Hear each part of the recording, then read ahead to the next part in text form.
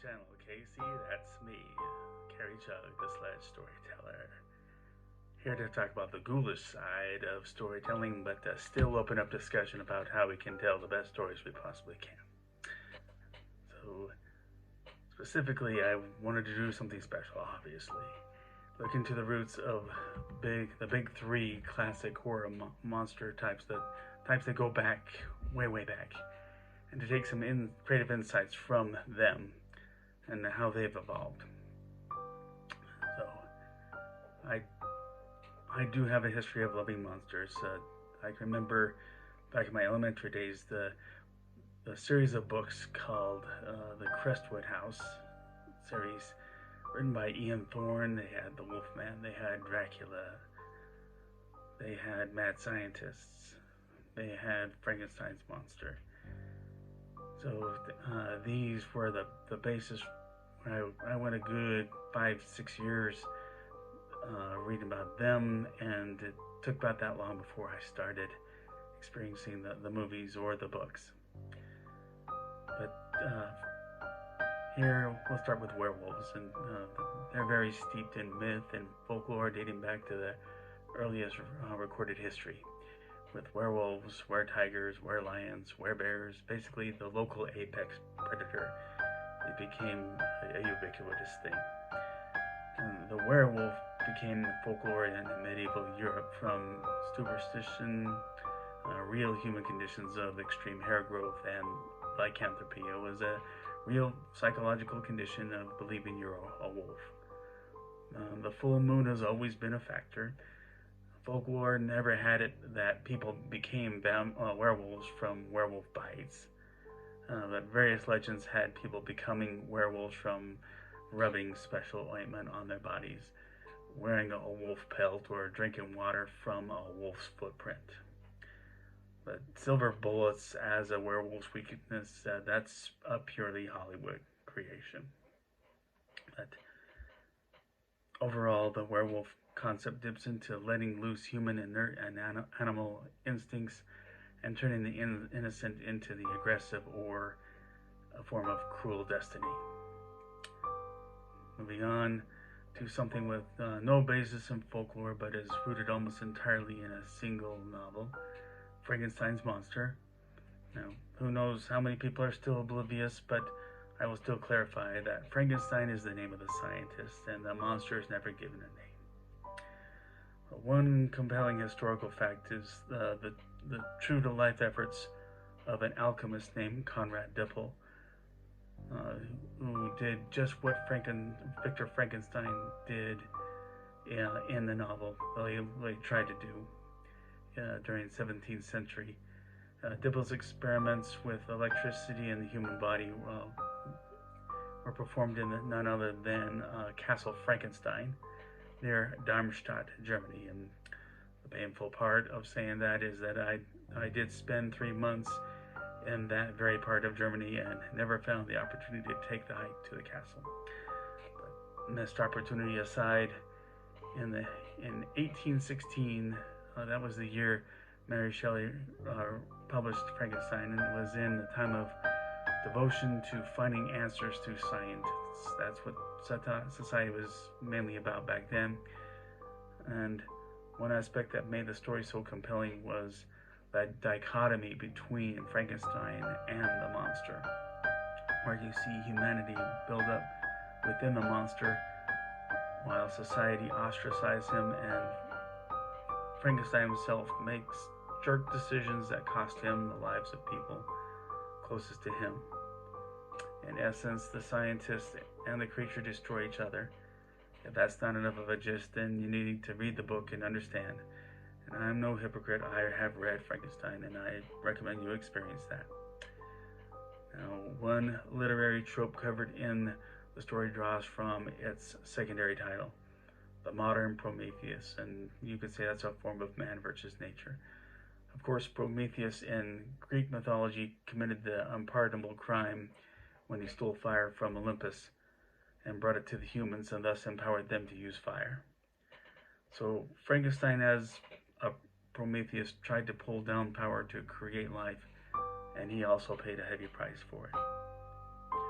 Now, Those who have read the book know that the predominant perception of Frankenstein today is a huge departure from the original context.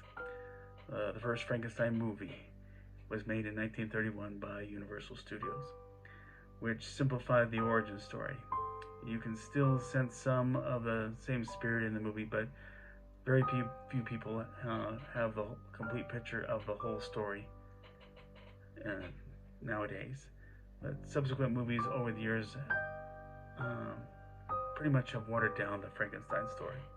But since then, there have been more faithful adaptations, like the one where the monster is played by Randy Quaid, or the one where he's played by Robert De Niro. The story of how Mary Shelley thought up of Frankenstein unofficially begins with her supposed journey through Germany, Darmstadt, where she learned about Conrad Dippel's experiments in Castle Frankenstein, and that remains unconfirmed, though of course it's a huge coincidence that you can't ignore.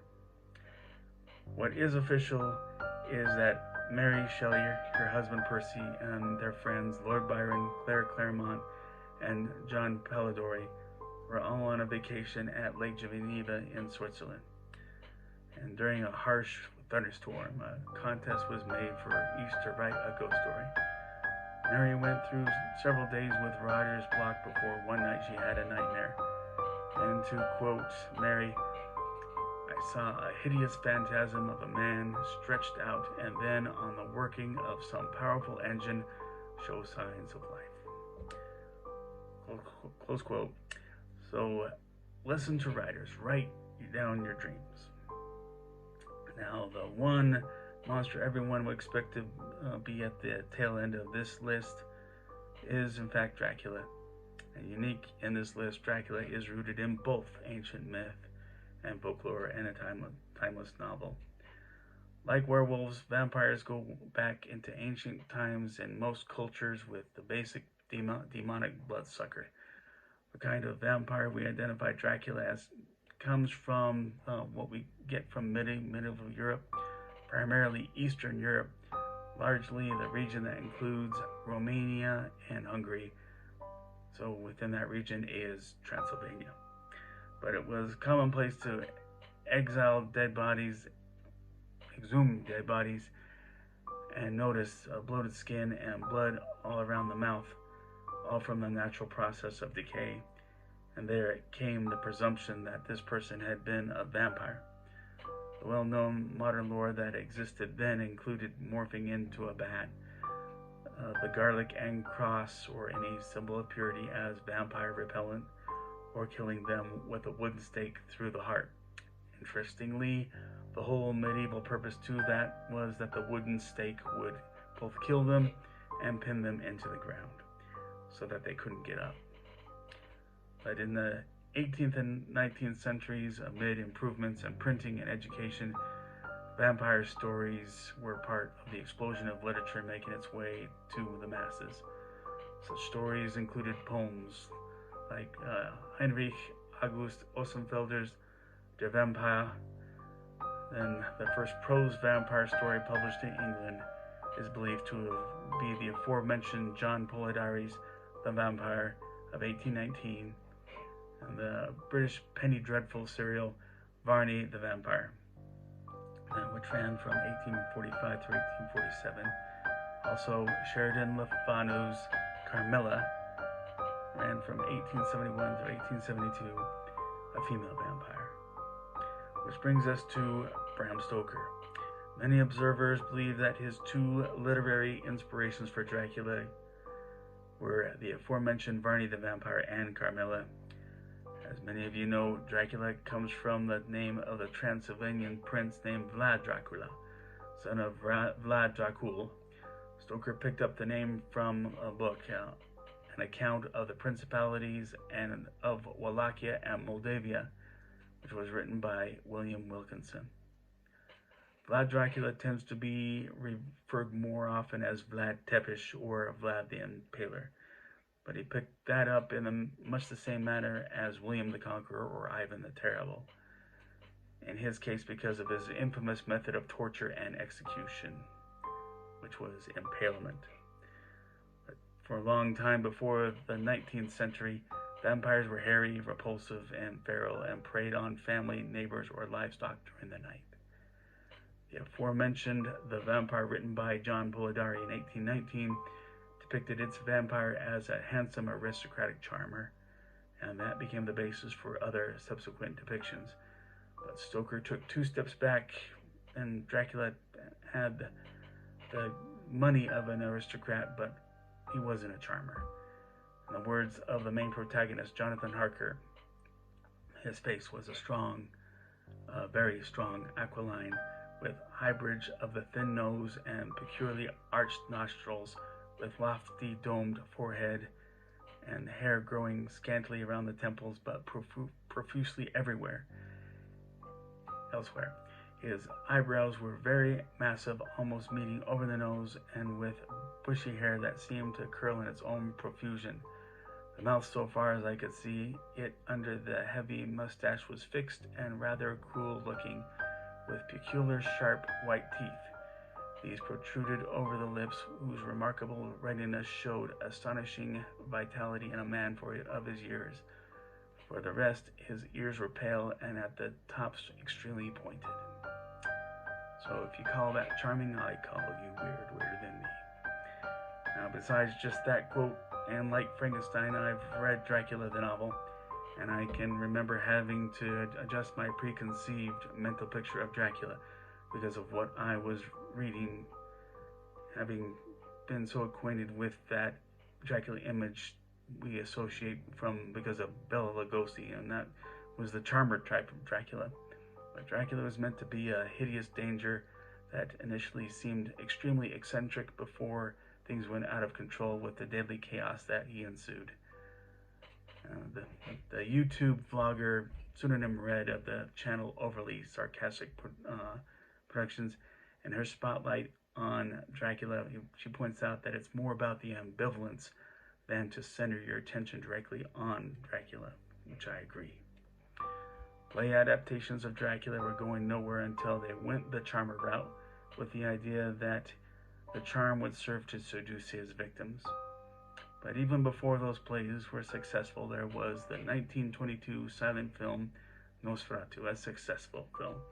And although the vampire's name in it is Count Orlok, many observers have been very vocal in saying that he's the most accurate form of Dracula depicted on film.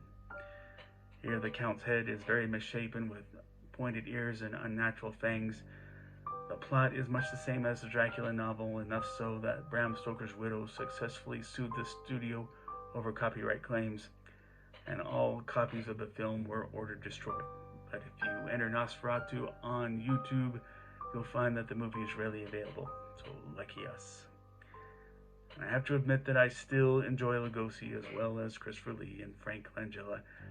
Gary Oldman, not for me, but a lesser-known portrayal originally shown on a BBC TV movie in 1977, portrayed by French actor Louis Jourdan, I find to be well done, and the plot follows the novel very well, though he's not particularly hideous. Just look it up on YouTube as BBC Dracula 1977. So here I am plugging more of other channels. But here we see how adaptable Dracula is, and how much he will represent the same things in most of those portrayals, and the rich story history that opens things up for other interpretations. But that's my spin on timeless monsters and macabre. Thanks for watching. If you like this video, please click like. If you like this channel, please click subscribe or follow me on Instagram and share this with a friend. The invitation remains open to purchase /1. Just click that, copy that link below, or now you can purchase the digital copy with your Kindle app, and it's free if you are subscribed to Kindle Unlimited. I hope this can get some discussion going. Agree, disagree, something I left out, please comment below. Let's all seek understanding amid much misunderstanding in our world. Treat each other as equals. Amid this health crisis, be safe, God bless, and have a safe Halloween.